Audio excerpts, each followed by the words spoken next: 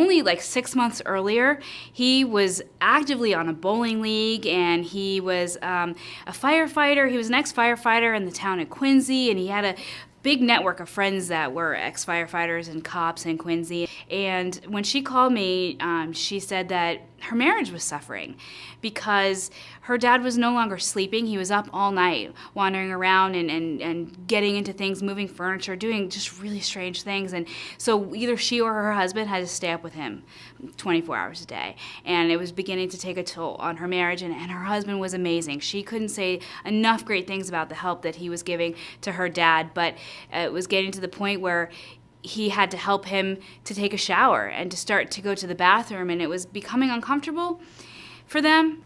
And she didn't know what to do, and he didn't have a lot of money. And he didn't have a whole lot in assets. I can't think of the exact amount, but it was under $50,000 he had in assets. And he was a veteran.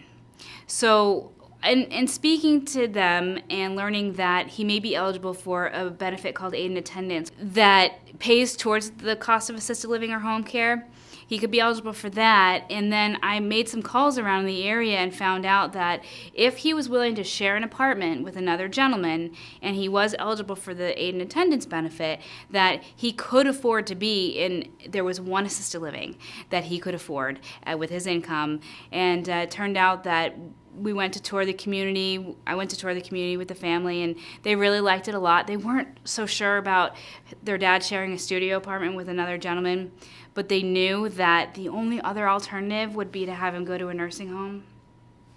He didn't need a nursing home.